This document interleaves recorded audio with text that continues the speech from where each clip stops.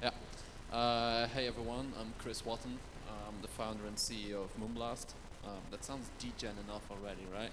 Um, I'm 7 years in the industry on the C level. Past 4 years I've been having my own consultancy, business development and development, and we have won 2 awards for bringing innovation to DeFi. Hey everyone, my name is Azim. I've been in this space for about 11 years. Currently, I'm the co-founder of Morph. We're a new EVM L2 with a big focus on being able to onboard people in the global south. Hi, everybody. I'm Gloria, and I'm the Director of Global Events for Morph. I've been in the space since 2017, and previously, Azim and I both worked at GetCoin dealing with quadratic funding, so we are definitely much more impacted in the regenerative crypto economic space. All right. Well, we don't really have a moderator, so we're just gonna talk about the degen versus regen, Yeah. right? Yeah. Now, I'm in between, to be honest. I understand the degen style, like the community, as a launchpad, because Moonblast is a launchpad. At some point, we were developing on Blast already, and we had to pick a name. I was like, Blast off sounds pretty rock solid, right? It's in between. Prices for the domain was just way too high, like 70,000, stuff like that. And I was like, how can we still get a domain going where we still attract the narrative of the crypto people? Because let's be honest, most of the crypto people, they like the word moon, when moon, and blast and stuff like that. And Moonblast was available, so that's what we went for. Now, coming to VCs and institutional backing that and the institutional interest that we got, it's like the first thing that they say is like, you need to rebrand. Yeah. Yeah. So that's pretty. I mean, when if you guys would have a project, right? Would you go more like the degen style in terms of a name to attract people, or would it be more like the neutral style? Like, what's your take on that? Well, I try to stay away from degen style only because I think degen style is mostly only connotated with using blockchain for DeFi or some type of financial gains, when the technology that's underlining blockchain can be used for so much more than just having like financial gains. And so for us, it's a lot about impact and like seeing what you can use the technology for to create a lasting impact. And I think that's like the underlining aspect of regenerative crypto. I think the other thing I don't like about the way degen works out is that it's basically unsustainable to me. When I look at what it means to be degen, it means to be some new version of a Ponzi scheme, right? It's like it always has an inevitable bad ending.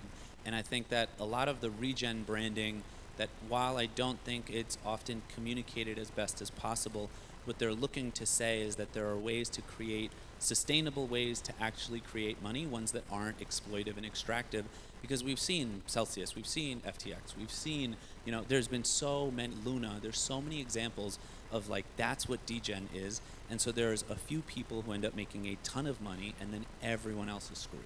But the side about that too is that like it burns people who maybe don't understand like the technology aspect, who want to get into the game, and the first thing that they are brought into is some type of degen like token, and then they get completely rugged, and then they're just like, I don't even want to touch anything within this Crypto space. is a scam. Exactly.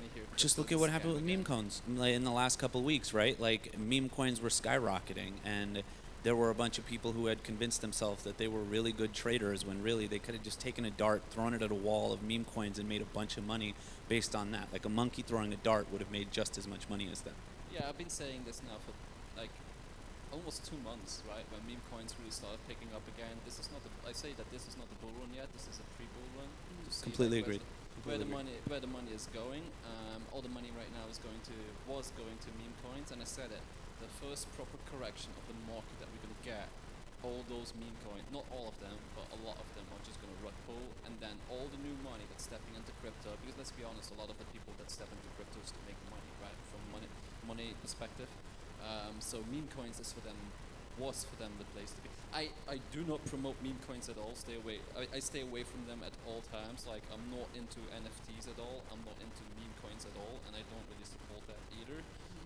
And it's NFTs that have a utility, I can support that. But what people need to understand is when they step into meme coins, specifically meme coins, because I mean, here in Dubai, I've been talking with hedge funds and a lot of market makers. So what people need to understand is that they're actually investing in buying tokens that they're being traded. To understand who are they trading against, right?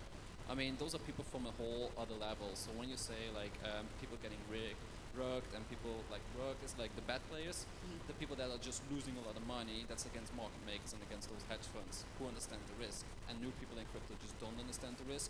Whereas like it's in every bear cycle as well as like crypto is a scam. And like right now, we got a lot of the new money going specifically into those meme coins, and I think that's a huge risk for the industry and the industry's credibility.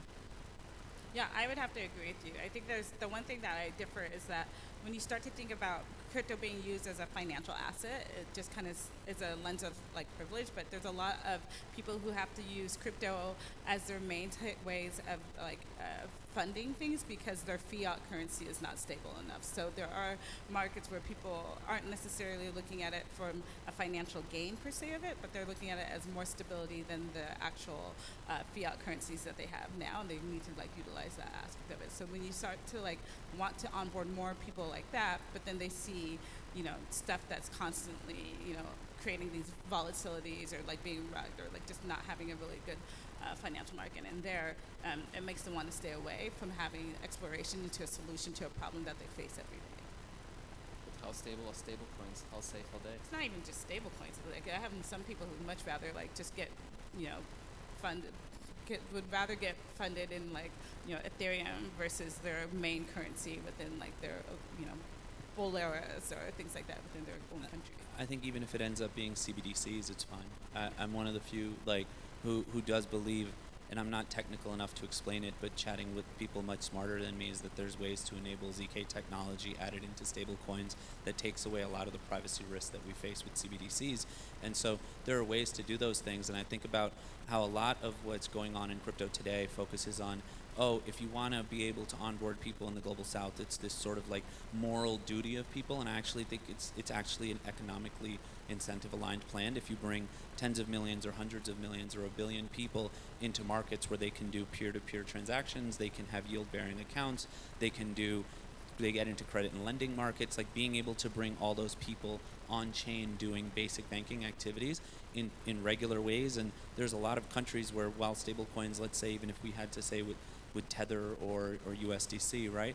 Like they're doing much better than Argentinian currency. They're doing better than Turkish currency. They're doing better, you know. And there's data continually indicating that they will.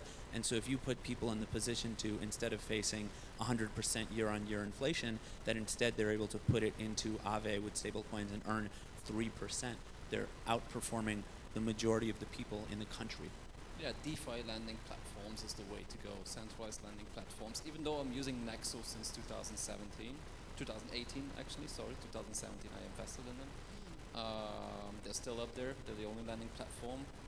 They got raided a few times in Bulgaria, in the US, and so on. These guys are still there, so that means that like they're doing things correctly for the time being. Can't talk about the future, of course. When we talk about CBDCs and a way to implement ZK technology into that, we talk about synthetics, we talk about synthesizing CBDCs. Like that is something that we can look forward to, but we're talking about regulators here and like really central bank digital currency, so throwing a synthetic token of that backed one by one. But we put ourselves in a more difficult position by continually just having meme coins and NFTs and scam projects represent us, that when the people who are absolutely the least knowledgeable about crypto are the regulators, and they're put in the position of they get to see a bunch of headlines, and so we're much further away from being able to have any of the actual things we need to happen because of the fact that we end up continually bolstering a lot of the garbage in this industry. But that's just what the industry brings forward. I mean, let's be honest about it. I mean, you've been 11 years in crypto. You remember definitely the ICO boom. Like, I mean, 95% of those projects were scams, and there's enough documentaries about it. How the same group was just launching one project after another, like having 50 fundraisings for ICOs ongoing at the same time, and so on. I mean, this is a new industry, right? I mean, and regulators are finally starting to wake up. Why? Because institutional money is starting to flood in, right? So now they're finally stepping up. Now they're going after Binance, they're going after OKX. So I mean, DOJ investigation. yeah. So they're going after the centralized exchanges, and honestly, I've been saying this since 2018. Like, hello, regulator, wake up! They're all abusing custodian license, right? So, I mean, Regen people, they prefer to go to centralized exchanges, whereas Degen people, they want to stay completely off. I mean, on-chain side and not centralized side. So how to look at that now, where like we're talking about Regen versus Degen and centralized exchanges getting under all those investigations, and do trust me, they will go down. So what do you think about that? First. Yeah, I don't know. So the regen communities that we were part of weren't really a huge part of wanting to go through centralized exchanges. We were actually more pushing the more decentralized things are, then the better it is. So if you have a decentralized, your refi nodes or all of these different things are like running your nodes locally is the whole aspect. So the regen community actually pushes much more for self-sovereignty, much more for having things be decentralized, much more things for privacy on that aspect of it, and really pushing that forward so that really you are in control of your finances and you can create little micro donut economies locally where you are, and then you yourself become the bank. So the regen thing is the aspect of regenerative crypto economics is really being able to like use your crypto to leverage it for good within your local spaces, and so funding those type of projects too. Yeah. Yeah, I would put honestly 100% what she said. All right. I really thought that the Regen community was really into like the interface and everything needs to look clean and forward. No, it was all just about, really leveraging and creating, like, so with us, it was like really not about, I get point really about like having like a whale decide things. When you start to have quadratic funding, it's all about the people making the decisions and using math algorithms so that the people's decisions are what moved forwards and It's can more be like leveraged that regions way. are more like DAO style. They want to have DAOs and Yeah. everything Exactly. like that. Totally. Decentralized Yeah. governance, Very much so. everything on chain. Exactly. All right, Yeah. absolutely. I think that the more that you can explore what you can do with actually regen aspects, regenerative economics, the whole regen space, the more that you start to see like that it actually can have impact for the future, and it like kind of aligns back with like the core values of being a crypto person. It's very tied to like crypto anarchy in the back end too. Okay, when we talk about degens and regens, right, there are really good projects out there, even blockchains. I'm not gonna name them, Yeah. but there's one upcoming. Yeah. And when we look at Solana, everybody says, oh, that's a degen community. Now, what makes a degen community is like just the trollers, the meme coins that are being launched, and so on and so on. But when a blockchain itself and a technology, I'm not talking about Solana here anymore, because I personally dislike Solana because it can just be taken down like this, and it went down so many times already. Yeah, it's stupid. Where do you make it different? What's your stance when a blockchain from technology point of view and is completely decentralized has a, let's say, close to 1 million community that is all into copy paste trolling,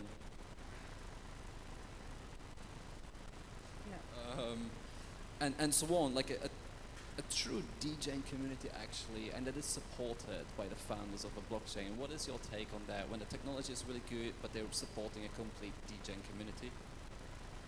So I think at the end of the day, it has to be, you're funding projects beyond just like, we're going to go to the moon and we're going to get rich, like that. Just the aspect of that. Within regen communities, you're looking at impact, where like we want to fund open source computers. We want to have clean air. We want to have like stop deforestation. So the cause itself is what you're building a community around it, and the fact that you just have a token that has some value to that community is what leverages the actual token. So it kind of is counterintuitive to degens, where they're just like, hey, the only cause is causing this, like the price to go up. Within a regen community, you have cause that's like more of a impactful like thing to build a community around for that has much more longevity. I think a lot of the degen ones we've seen, I mean, since you're talking about the ICOs, like there's just been a lot of death. What I know it's a little rich coming from someone who's the founder of an L2, but for the most part, I see L2s as the new ICOs. There's 200 of them at this point. You do roll up as a service, you raise some money, you put a bunch of money towards infra, you get marketing dollars, you pump a bunch of shit, and then you do shady things with your tokenomics, and then inside of 18 months, all of the key people have already cashed out, and then they're just going to be able to say, oh, like, you know, it was a startup and it just didn't work out, but all the VCs have made their money and all the key people who were part of the organization did. I see it as no different than the ICO boom. I absolutely agree with that. Like a lot of these L2s right now, they are instead of doing a token sale, they're doing a node sale. Even though a node is actually being used as a terminology of a package of tokens. So I mean, a lot of these is like, yeah, no, you buy a node from us for the infrastructure and stuff like that. Where actually you're buying like a package of 100,000 tokens instead of buying token by token. You buy a node, and they only, yeah. So they don't say we don't do a token sale, we do a node sale, right? That is just where we're going right now, and my opinion is that people just need to educate themselves and see like what every project is, what they stand for, what are they developing, and is this for financial gains? Because there are projects for financial gains. There's nothing wrong with that. It's just that the more financial gains that you think to make out of it, the more that you can get rubbed on. Yeah, totally. But then you Absolutely. start to think of like how you invest. Like people can invest time, they can invest money, they can invest thought leaderships, and like when you start to look at other ways that people invest in things other than just the financial aspect of it, and that can like being able to leverage all of that is really important in my perspective. I didn't know about that node thing. That's terrible. That is kind of It's terrible. It's hard. I came across it, and then they talked to me about it, and they done a huge node sale, they say. And I'm like, so how many tokens did you sell? Oh yeah, this amount. It's like, so you did do a token sale. Well, the tokens are packed by a fixed amount, and that's a node. And I'm like, so, I mean, it's a token still.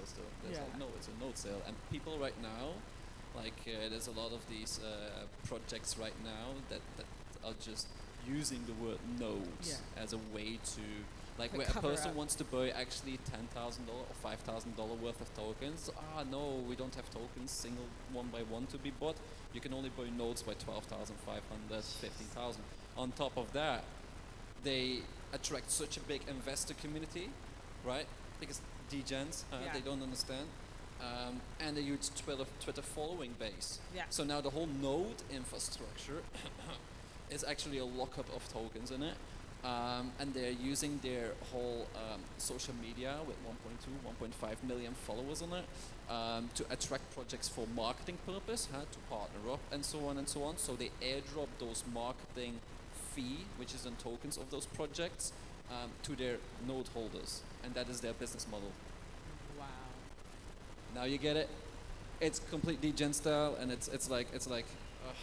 But it works, you know. I mean, for some reason it works, and it's like, for me personally, as a developer, it's just so depressing to see this kind of stuff that they raise so much money. There's that aspect of it to me where I'm like, that is just like civil attacks. It's basically a civil attack on behalf of what it is, you know. So it's like really how deep can you go within the project, and it's just that. This is something that I think hasn't really been discussed enough at length yet, but I really do also blame the VCs. I think this is something I've been meaning to write about, but the traditional venture funding cycle is something that you invest in over 10 years, you get to find out if you're successful. But the way that liquid tokens work and being able to push on projects to have shorter lockup periods and shorter total vest has made these VCs be in a position where maybe they may not get the 100x over 10 years, but they can get the 5x, the 10x, the 20x inside of 36 months or inside of 24 months. And so I think that has also really changed the way that the majority of VCs in this space are operating, and being able to delineate between the ones that are actually in it for the long term and the ones that are just there to figure out how to get token price up with a short lockup period, a low total vest so they can dump on you, is one of the main reasons that we're in this position. I absolutely agree with that, because when we were doing our tokenomics, even here in Dubai, I know, I mean, in the industry for 7 years already, right? I know the VCs know me. So I asked, like, okay, what are tokenomics? What are we looking at right now? And they came with such a disgusting tokenomics model, right?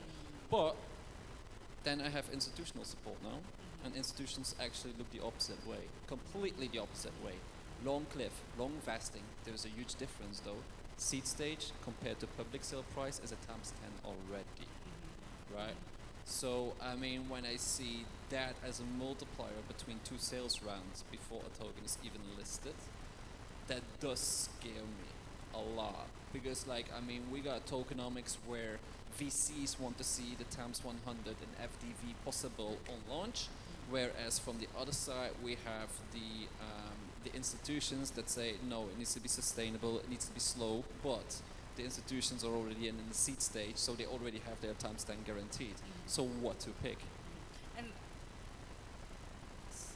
I can't pick between the two, you know. Yeah. And whatever you pick, it's like you kick the other ones to the shin, you know, like whatever you do. I think what's going to end up happening is while everyone is still looking at, you know, whether this is a bull, whether this is not a bull, whether this is a pullback and the bull starts again, I'm mentally actually just prepping for the next bear market, because I think that the reality is that none of the technology or the UI, UX, or anything about this tech is in the place that inside the next 12 to 18 months we're going to have some sort of mainstream mass adoption. And so for what we're doing at Morph, the way I'm building relationships, everything is about us being in a position where we have what we need to be able to make it through the next bear market, because it really looks like after that is when we can create actual mass adoption. Institution is starting to come in, regulation is starting to work out, more people are starting to understand it, there's interesting things happening cross-chain. And so for me personally, I think this bull market is just one where I'm like, okay, cool, like this is great, let's be ready for the bear, because as soon as the actual bull starts, and we already saw it the last few months, people lose their brains, and everyone is just trying to figure out which token's going to 100x next. And so I've been mentally putting myself in a position to be like, okay, this is going to end soon, because even the last few months I was like, there's going to be a massive pullback. This happened way too quickly, and we've already seen that now.